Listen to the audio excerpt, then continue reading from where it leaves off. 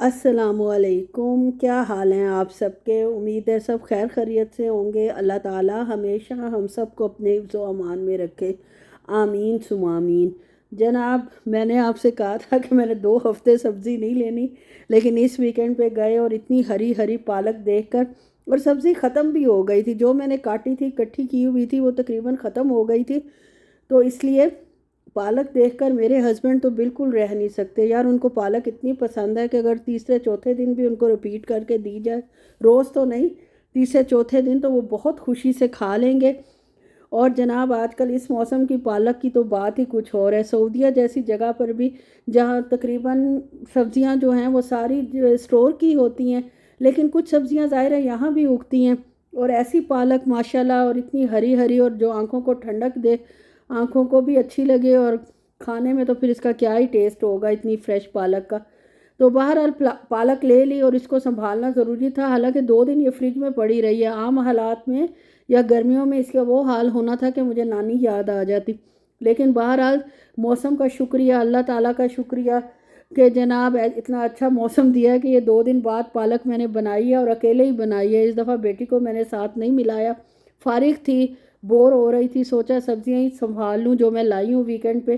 तो पालक मैंने बना ली, और साथ के साथ सफाई तो आपको पता है ज़रूरी है। सब्जियों से तो इतना गंद और कूड़ा कचरा मतलब हो जाता है कचरा।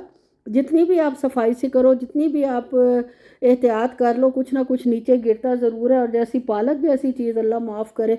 फिर मैंने बाल्टी पास ही रख ली, ताकि कम से कम जो है वो फर्श पे गिरे, भोर वगैरह और सब्ज़ी के ज़रे, और ज़्यादा से ज़्यादा जो है वो इस बाल्टी में ही जाएं।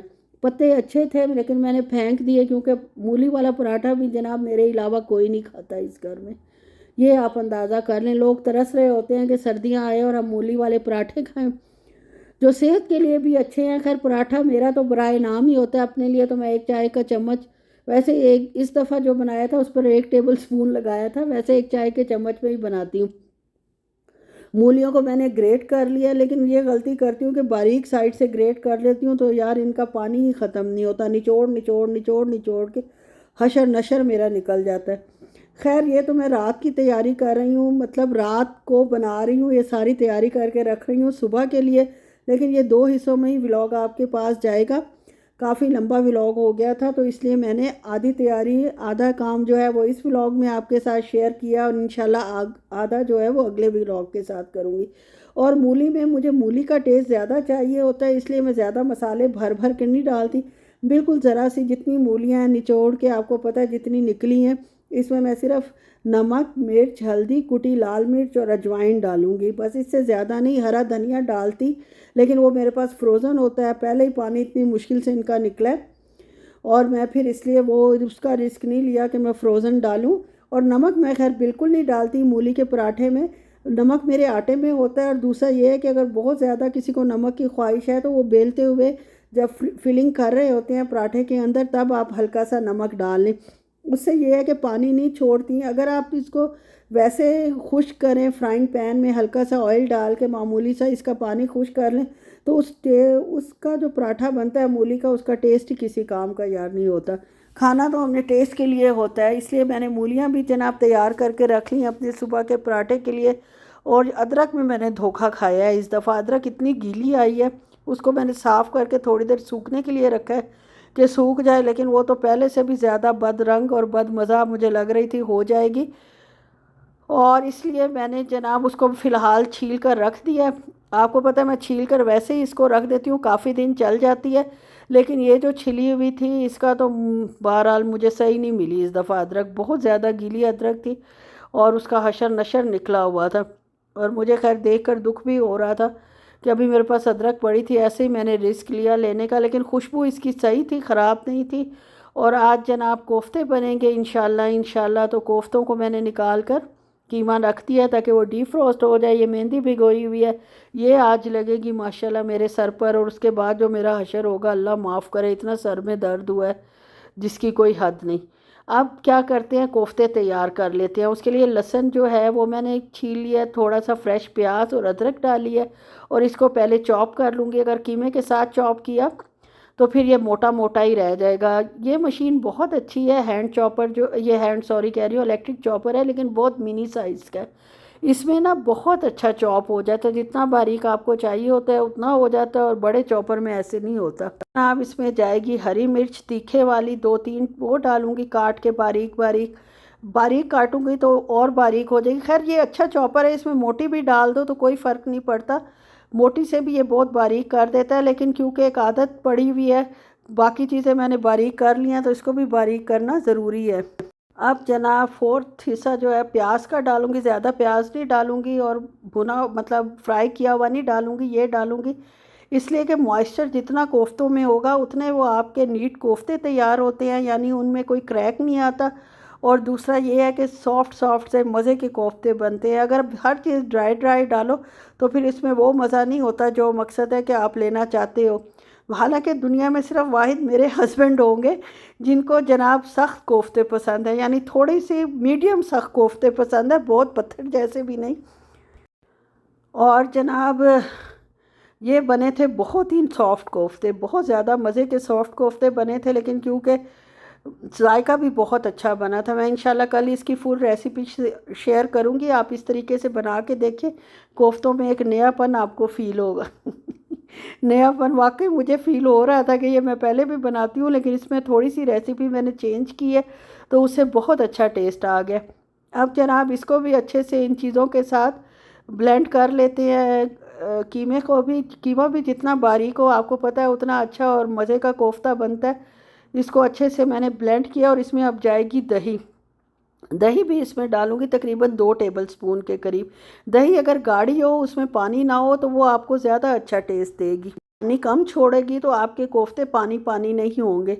इसमें मैंने नमक डाला है, हल्दी डाली है, कुटी लाल मिर्च डाली है, सुर्ख मिर्च डाली है, धनिया पाउडर डाला है, गरम मसाला पाउडर डाला है और ज़ीरा पाउडर डाला है। और बस इसके अंदर और कुछ नहीं जाएगा। बाकी अदरक लहसुन वो सब कुछ, हरी मिर्च प्याज मैंने पहले डाल दिया था और ये सोच समझ के डाल रही हूँ कि ज़्यादा ना हो जाए कम ना हो जाए।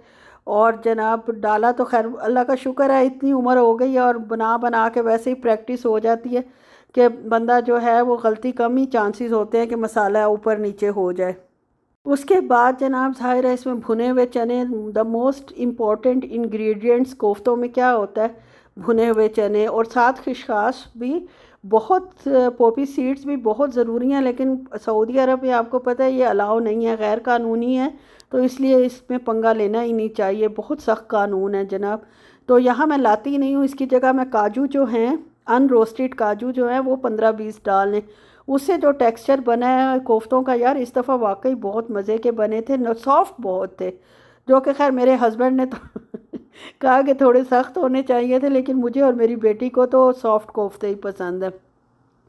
उसके बाद जो मटेरियल हमने पीसा है बिल्कुल इसमें कोई सख्ती नहीं होनी चाहिए, यानी सख्ती मीन्स कि इसमें कोई भी वो पूरा चना या थोड़ा सा 1/4 चने का पीस या कुछ, बहुत अच्छी तरह ये पाउडर बना होना चाहिए। अगर आपको शक है कि इसमें थोड़े से मोटे लम्स हैं तो बेशक आप इसको छान कर लें, छानेंगे तो वो ऊपर रह जाएंगे। और इसको अब हम अच्छे से मिक्स कर लेते हैं अपनी जनाब इसी छोटी सी डब्बी में। और ये कोफ्त मतलब कीमा भी थोड़ा था तो इस वजह से इसी में हो गया अल्हम्दुलिल्लाह, वरना तो बड़ा चॉपर भी भरना पड़ता और बड़ी मशीनों को भी धोना पड़ता। अब भी खैर मेरे पता नहीं क्या हिसाब किताब है कि मशीनें मैं खूब भरती हूँ, लेती भी शौक़ से हूँ और यूज़ भी शौक़ से करती हूँ। बाज़ घरों में मैंने देखा है मशीनें लेते हैं, पड़ी पड़ी ख़राब हो जाती हैं और यूज़ कम होती हैं। खैर जनाब थोड़े से पानी के साथ ये देख लें माशाल्लाह बग़ैर क्रैक के कोफ्ते बन रहे हैं। इन कोफ्तों को बना लेते हैं और जितने बने हैं हम लोगों के लिए 2 टाइम के लिए मोर देन एनफ है। और इसके बाद ऑयल गरम करते हैं। ऑयल में रात को पकोड़े बनाए थे और ये देख लें हल्का हल्का भूरा है। यार कितनी दफ़ा मैं इसको साफ़ करूं, ऑयल को छानूं, हर दफ़ा छानो हर दफ़ा छानो, अल्लाह माफ़ करे मैं 1-2 दफ़ा डंडी मार जाती हूँ, बल्कि 2-3 दफ़ा बाज़ औक़ात इसी तरह यूज़ कर लेती हूँ और उसके बाद छानती हूँ। जब मुझे लगता है कि अगर चिप्स बनाए या कुछ बनाए उनके साथ चिपक जाएंगे और कोई खाने से भी इनकार कर सकता है, तो इसलिए फिर मैं उस वक्त इसको छान लेती हूँ। काम ही इतना ज़्यादा होता है कि एक छान, ये देखें ये जो मैंने 1-2 जगह अभी सही तरह नहीं वो हुए थे स्टेबल, तो चमचे मारे हैं तो उससे कट आ गया। वैसे इनमें कोई क्रैक नहीं था, कोई कुछ नहीं था, हालांकि मैंने कढ़ाई हिला हिला के जनाब बनाए हैं। लेकिन उसके बावजूद जो है वो लग गया है, थोड़ा सा कच्चा था कोफ्ता। एक तो मैंने दाल इकट्ठे दिए, 2 बैचेस में डालती तो ज़्यादा बेहतर था। खैर इस वक्त मैं थक भी चुकी होती हूँ, मेरी एंड हो चुका होता है रात के वक्त के, बस मेरी बस एंड ही है। ये बार बार अदरक को मैं सूंघ रही हूँ इसकी कंडीशन देख के, लेकिन अल्हम्दुलिल्लाह अल्हम्दुलिल्लाह सही थी, अच्छी तरह कंफर्म करने के बाद, वरना फेंकनी पड़नी थी। इसको चॉप कर लेते हैं, चॉप करके फ्रीज़ कर दूँगी। और जो मेरा फ्रीज़ का तरीका है, जो मुझे माशाल्लाह मेरे रेगुलर व्यूअर्स हैं, अनीस खातून अल्लाह करे सही हो, अल्लाह भी उनको अपने हिफ्ज़ अमान में रखे, उनका कोई कमेंट नहीं आया। अब बहरहाल तबीयत इंशाल्लाह उनकी सही हो, जहाँ भी है उनको मेरी तरफ़ से सलाम अर्ज़ है वाकई। और उसके बाद जनाब ये देख लें, इसको मैं फ्रीज़ कर लेती हूँ अच्छे से। और बस यहीं तक था जनाब मेरा व्लॉग। अच्छा लगे तो प्लीज़ लाइक शेयर और सब्सक्राइब कर दें, और कोई छोटा मोटा कमेंट भी अच्छा सा पास कर दिया करें, लिख दिया करें, ताकि एक तो हौसला अफजाई होती है, दूसरा ये है कि थोड़ा सा लगता है कि मेहनत का फल मिल रहा है। और जनाब खुश रहें, दूसरों को खुश रखें, दुआओं में याद रखें। ओके जी, अल्लाह हाफिज़।